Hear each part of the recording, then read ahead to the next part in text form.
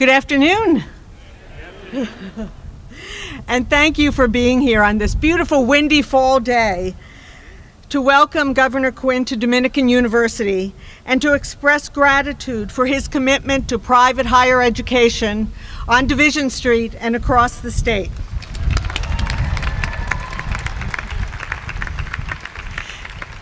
Pat Quinn and I have shared many a cause and many a podium, supporting college affordability, student success, and immigration reform. He joins us today because he believes in the distinctive and transforming value of the small liberal arts university. Thank you, Governor Quinn. You're welcome. Let me recognize our other special guests here today. State Senator Don Harmon, Dominican Trustee and DuPage County Board Chairman Dan Cronin, State Representative Chris Welsh, and River Forest President Kathy Alducci. Your presence further affirms the collaborative nature of this gathering.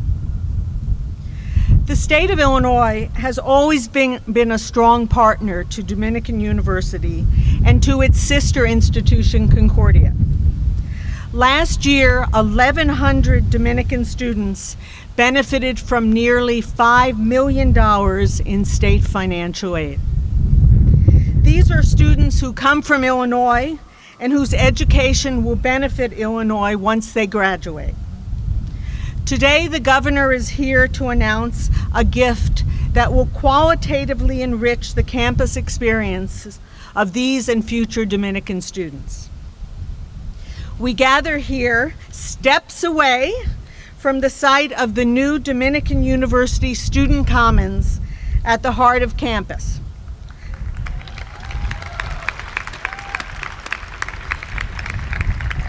Governor Quinn, it is your investment and your confidence in the powerful promise of a Dominican education that will anchor this new building. The programming within will be a daily reminder to faculty, staff, and students alike of the importance of civic engagement. It is now my pleasure to introduce another important man in my life, Berto Aguayo, President of Dominican Student Government Association, and Berto is a junior majoring in political science and economics with minors in pre-law and business administration. A youth commissioner for Chicago Mayor Rahm Emanuel and a member of the staff of State Representative Chris Welsh, it is fitting that Berto have the honor of introducing Governor Quinn. Berto.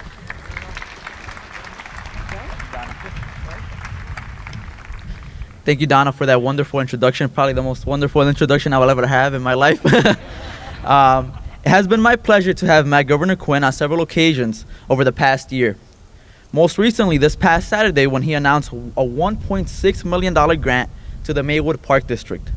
I also met him at the Next Generation Illinois Convention at the UIC Forum last month, and in Springfield, when Dominican students visited the Capitol to rally for continued MAP funding.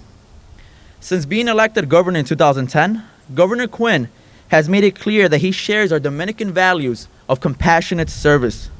Just like Dominican, Governor Quinn has fought for our undocumented students and the immigrant community as a whole. In 2011, Governor Quinn signed the Illinois DREAM Act, and 2 years later, he signed a law that gives undocumented immigrants temporary driver's licenses. While the rest of the country might struggle on this issue, Governor Quinn has proven to be a true leader for those without a vote or a voice.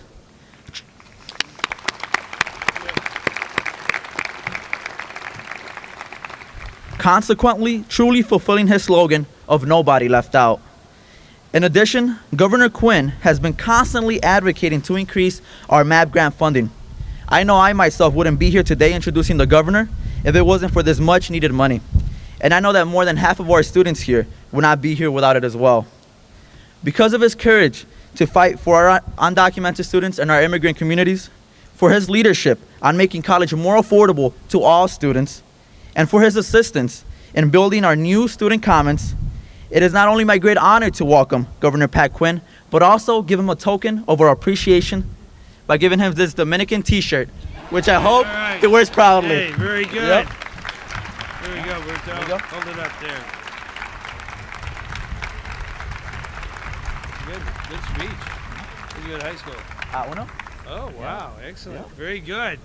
Well, gee, thank you very much. Thanks for waiting, everyone. And I want to really thank Berto for a very kind introduction. He told me he is one of the students who receives the MAP scholarship from our state. We have about $373 million invested in these scholarships. It helps 140,000 students, including many down right here on this campus and over at Concordia as well. And we need to expand the program. I propose that we double the program, and we will cover another 150,000 students in Illinois. You know? What an investment in human minds and people who oftentimes first in their family to go to college, and they stay in Illinois and make our state a better place. And I do want to thank my good friend, Senator Don Harmon, who is here today, as a leader in our fight for MAP funding, as well as Representative Chris Welch, who, Berto, you work for him on his staff. Very good. You're a very prudent man. You hired the right guy over here. You got a Dominican man, you can't go wrong. And I want to also thank you. He was in the legislature. Now he's leading the second largest county in our state, and he's on your board of trustees, and that's Dan Cronin. Thank you for being here, Dan. We appreciate it. And what a great town. I used to live in Oak Park. I went to high school at Fenwick. I live north of North Avenue now in Galewood on the west side. But I want to thank Kathy Aducci for your great leadership in town. And it's so important that we have our students and our faculty and our friends of Dominican and nearby Concordia. And I did want to come here today to announce that we're giving a grant to the Dominican University, and it's $1,345,758. That's an exact number, okay? For libraries and for the converting, I was so impressed. Is that a per meal payment parking lot? Oh, wow. That's really your 21st century and beyond. That's what this campus is all about. The students really understand, as was mentioned, the ethic of service. You know, Dr. Martin Luther King once lived in Illinois in 1966 when I was in high school at Fenwick. And Dr. King, who lived on the west side, he said, anyone can be great, everyone can be great, because everyone can serve.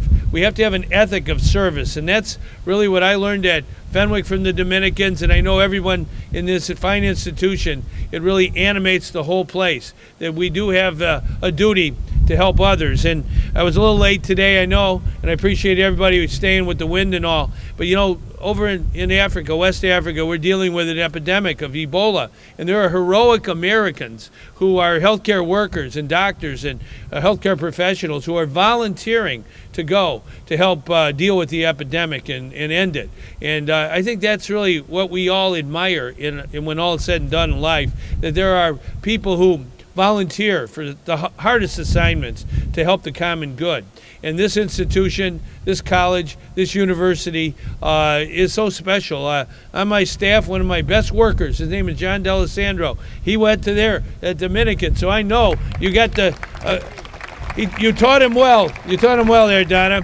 And I think it's so important that we celebrate institutions, liberal institutions that teach the fundamentals of all the things that we need to know in life, not only academics, but also getting along with others and having that ethic of service. So service to others is the rent we pay for our place on God's earth. And I wanted to come here today on behalf of the people of Illinois because our legislators voted for the funding for the important investments we're making in education, including in the capital area that we just talked about, as well as our scholarships. But we need to make sure that we keep investing in education, from early childhood education, from birth to 5. We have a million children in Illinois who are between birth today and 5 years old. 1 million children. We're bigger than some states. That's just those kids alone. We got to get them off to an early, well-educated, healthy start.